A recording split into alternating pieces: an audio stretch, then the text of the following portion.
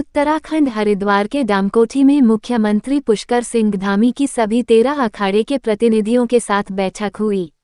आज हुई इस बैठक के बाद कुंभ 2027 का आगाज हो गया है। आज की बैठक में साधु संतों ने उत्तराखंड सरकार द्वारा अर्धकुंभ को कुंभ की भांति दिव्य और भव्य मनाए जाने के प्रस्ताव को अपनी सहमति दे दी। साथ ही बैठक में कुंभ के 4 शाही स्नानों सहित कुल 10 स्नानों की तिथियों की घोषणा की गई।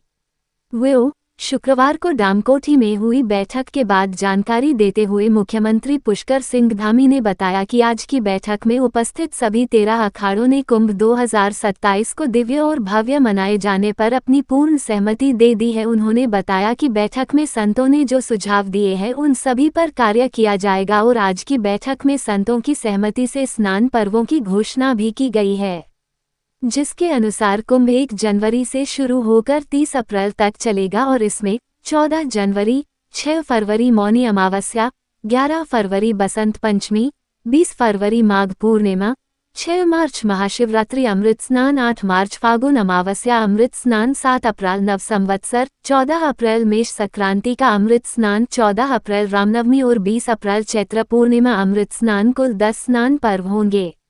वहीं बैठक के बाद बोलते हुए अखिल भारतीय अखाड़ा परिषद के अध्यक्ष श्री महंत रविंद्र पुरी और महामंत्री हरिगिरी ने बताया कि आज की बैठक में ये तय हो गया है कि आगामी कुंभ मेला 2027 दिव्य और भव्य होने जा रहा है, जिसके लिए सभी अखाड़ों ने अपनी सहमति प्रदेश सरकार को दे दी है। उन्होंने बताया कि पूर्ण कुंभ की भांति हो इस कुंभ में सभी परंपराएं, जिसमें धर्मध्वजा, पेशवाही और शाही स्नान अपनाई जाएगी। खबर हरिद्वार से सोनू कुमार। का पहला शाही स्नान मकर संक्रांति को 14 जनवरी 2027 को होगा।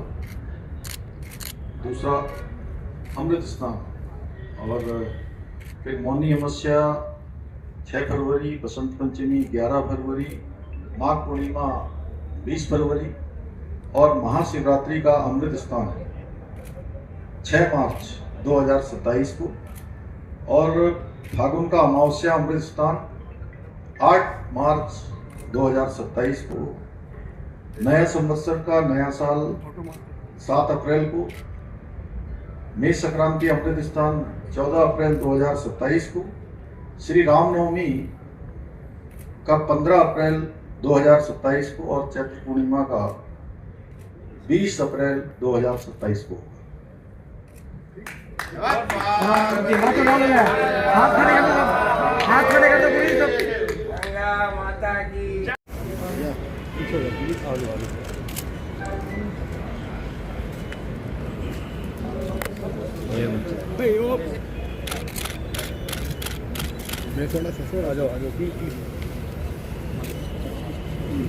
कहते हैं जब जब समाज संतों का सम्मान करता है तो समाज अपनी दिव्यता को प्राप्त करता है, और जब प्रदेश का मुखिया इस प्रकार से सम्मान करे तो निश्चित ही वो प्रदेश आगे बढ़ता है, ऊंचाइयों को छूता है।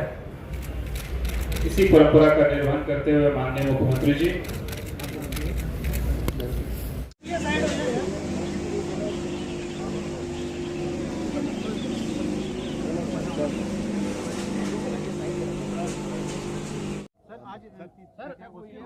उनको लेकर संत समाज से बैठक की सहमति बनी है। असहमति कहीं थी नहीं, तो सहमति कहाँ से? सहमति थी सबकी। सभी पूज्य संतगणों ने आज कुंभ मेले को लेकर पूरी तरह से अपना आशीर्वाद और हर प्रकार का सहयोग देने का यहाँ पर उन्होंने हम सबको कहा है। और चूँकि कुंभ मेला आयोजन होना, उसमें सबसे बड़ी भूमिका हमारे पूज्य संत समाज की होती है। और पूज्य संत समाज हमारे सभी अखाड़ों के सभी पूज्य संतगण, सभी अखाड़े आज यहाँ पर उपस्थित थे, सभी के प्रतिनिधि उपस्थित थे। और ये 2027 में होने वाला मेला हमारा बहुत दिव्य हो, भव्य हो, सभी प्रकार की व्यवस्थाएं यहाँ पर सुनिश्चित हों, उन सभी पर आज चर्चा हुई है।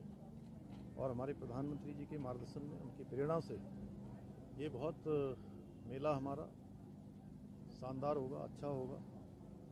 जो भी यहाँ पर भक्तगण पूरे देश भर से आएंगे, माँ गंगा के तट पर देवभूमि आएंगे, सभी एक अच्छा अनुभव लेकर जाएं, उसके लिए प्रशासनिक दृष्टि से भी सारी तैयारियां हमारी आगे बढ़ रही हैं और सभी के सुझाव लेकर इसको हम लोग बहुत भव्य आयोजन बनाएंगे।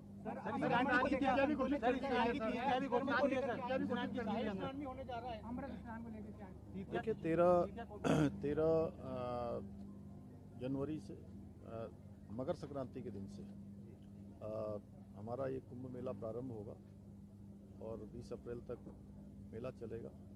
उसमें जो भी अभी चूँकि प्रारंभिक रूप से तिथियों के बारे में यहाँ घोषणा की गई है, फिर जैसे जैसे सभी के सुझाव आते रहेंगे उसके अनुसार इसको आगे बढ़ाते रहेंगे। अब विधिवत रूप से इसकी तैयारियां हमने पहले ही प्रारंभ कर दी थी, लेकिन आज औपचारिक रूप से पूज्य संतगणों का सबका आशीर्वाद लेकर हम आप आगे बढ़ रहे हैं।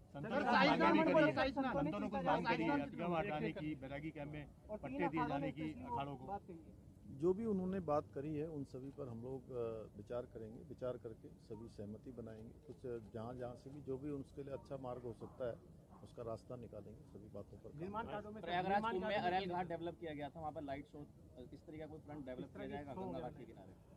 देखिए सभी प्रकार की जो अच्छी व्यवस्थाएं हो सकती हैं, जो नए नवाचार हैं, सभी को हम अपनाएंगे। ठीक है सर, थैंक यू।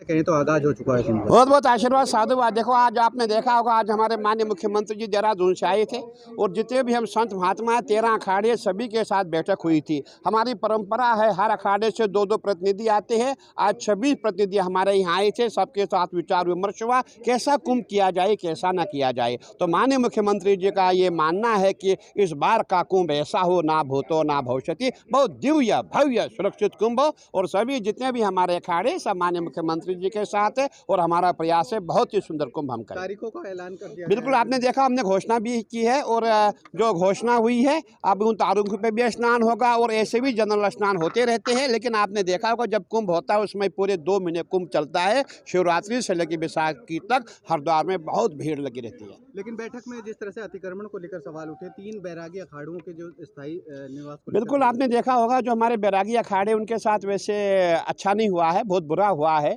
उनका मकान बना हुआ था, मंदिर बने हुए थे, वो तोड़ दिए गए, ये अच्छी बात नहीं। हमने माननीय मुख्यमंत्री जी से अपील की है, निवेदन किया हुआ कि इनके लिए सोचा जाए। ये भी साधु है, संत है, लाखों की संख्या में इनके भी साधु महात्मा, वो कहाँ रुकेंगे। और इसीलिए जो पहले इनका जो मंदिर था जो निर्माण टूट गया है, पुनः उसको जो है निर्माण किया जाए ताकि ये भी जैसे हम लोग हरिद्वार में रहते हैं वैसे ये भी यहाँ रहना शुरू करें। इसके अलावा क्या क्या मांग अखाड़ों की रहेगी? देखिए अभी तो शुरुआत है, अभी हमने आज कुंभ का शंखनाद किया है, अभी धीरे धीरे मीटिंगें होती रहेंगी। हमारे मेलाधिकारी है, मेलाधिकारी के द्वारा ही सब काम होते हैं, तो इसीलिए अभी आगे चलता रहेगा। बैठक हुई है, बैठक में क्या निर्णय लिए गए? बैठक में ये समझिए कि कुंभ मेला ऐतिहासिक होने का निर्णय लिया। सब संतों ने, प्रशासन के, मुख्यमंत्री जी के, सबकी रायवाद से एक तो ये साबित हो गया कि कुंभ मेला मनाया जाएगा। तो कितने अखाड़े आज मौजूद रहे? ऐसा तो देखिए अखाड़े तो उसमें समस्त होते हैं, जैसे कोई यहाँ जो हैं अखाड़े जितने भी हैं सभी लोग हाजिर थे। और क्या तिथियां घोषित हुई हैं और किस तरह की पेशवाई वगैरह के लिए क्या निर्णय लिया? प्राचीन जो तिथियां थी वही तिथियों में कोई चेंज नहीं किया गया। जो प्राचीन तिथियां थी, क्योंकि सिंहस्थों में वही पर्व आते हैं, सिर्फ राशि अलग हो सकते हैं, तिथियां अलग नहीं हो सकती। कितने शाही स्नान होंगे? 3 स्नान है, बाकी स्नान 5 हैं। नहीं, अब बाकी तो कार्तिक पूर्णिमा से लेकर मकर संक्रांति से लेकर अनेक प्रकार तिथियों का पर्व स्नान चलता रहेगा।